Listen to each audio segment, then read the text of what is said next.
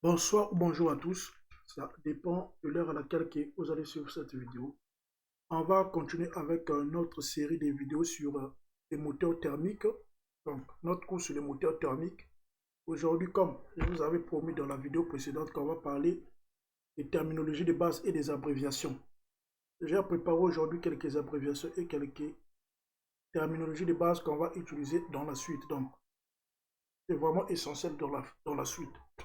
Et parmi les terminologies et les abréviations de base, on verrait par exemple c'est quoi l'allumage commandé.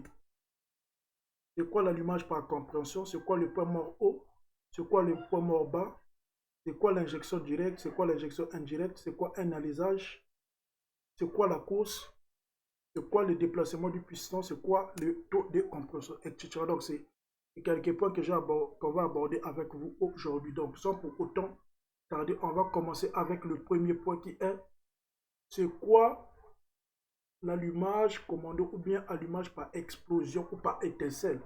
Donc quand on parle de l'allumage par étincelle, c'est que dans le moteur, on utilise la bougie pour déclencher le processus de la combustion. Donc quand on va vous parler par exemple de l'allumage par étincelle ou bien allumage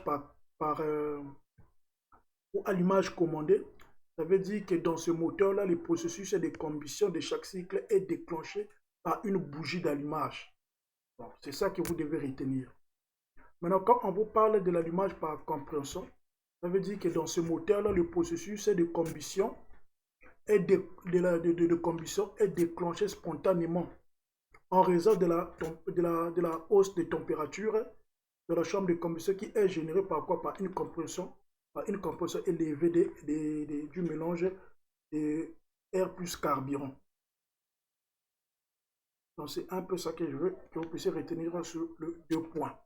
Maintenant, c'est quoi un point mort haut?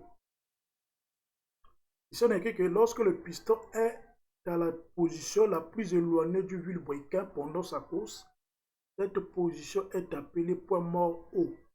Donc, lorsque le piston est situé à une distance plus éloignée par rapport au vilebrequin, cette position, on appelle ça le point mort haut. Et je veux également que vous puissiez retenir qu'au point mort haut, la vitesse du piston devient nulle et le piston commence à rebrousser chemin, c'est-à-dire à descendre vers le point mort bas. Donc, c'est un peu ça que je veux que vous puissiez retenir. Donc, au point mort haut, la vitesse du piston est nulle. Maintenant, c'est quoi le point mort bas? C'est le contraire du point mort haut.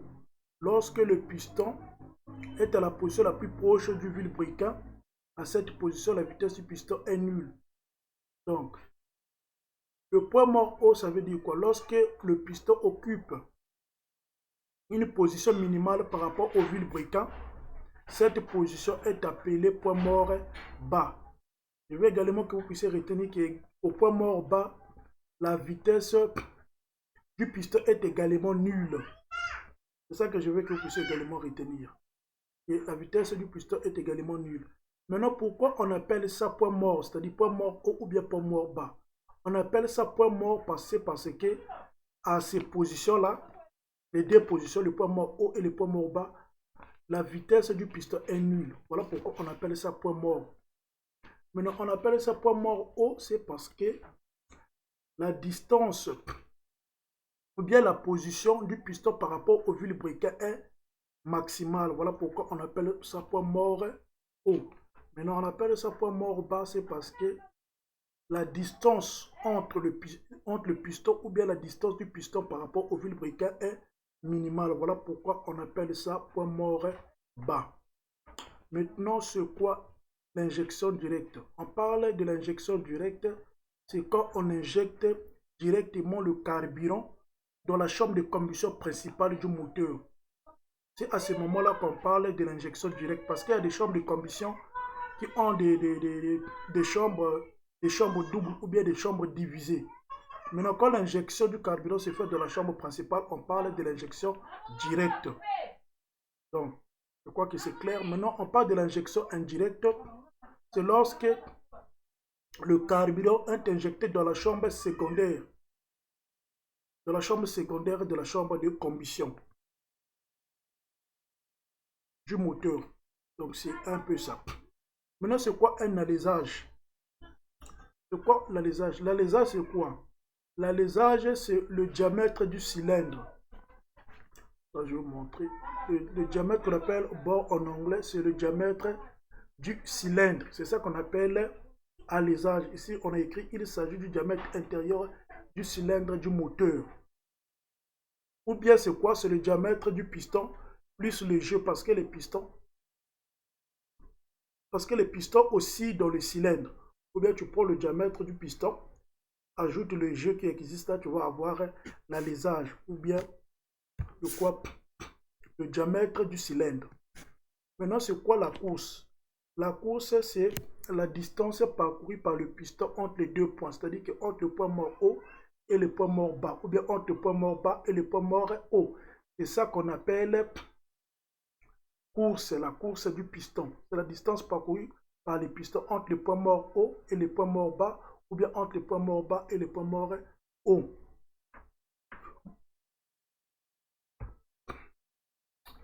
Donc c'est un peu ça, c'est qu'on a point mort A vers le point mort bas ou bien le point mort bas vers le point mort haut.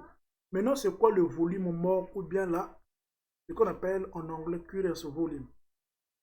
Ou bien lorsque le piston, ici on écrit, lorsque le piston est au point mort haut, le volume occupé dans le cylindre au-dessus du sommet du piston est appelé volume mort. Attends, je vais vous montrer que vous puissiez au moins saisir. Donc c'est ça que je vous ai dit ici là.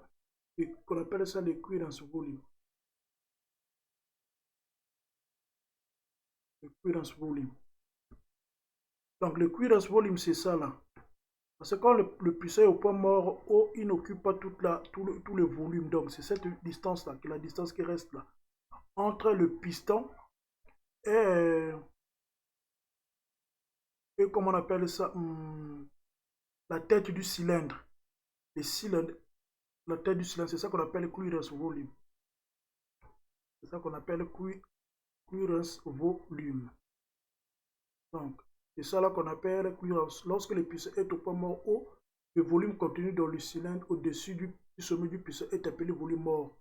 Le piston ne peut pas occuper aucune partie de ce volume et les maintenir toujours libre. Donc, c'est un peu ça qu'on appelle le clearance volume. Donc, c'est ça. C'est ça là le clearance volume en question, c'est ça. Donc, c'est ça. Tout ça, cette partie-là, c'est le clearance volume. Maintenant, comme je vous ai parlé de quoi? C'est la course du piston. La course du piston, c'est ça là. Ça là, c'est la course du piston. Cette distance, elle est là. C'est ça la course du piston. Ici, on a les top dead center qui est le point mort haut. Et les BD, c'est là, c'est les bottom dead center.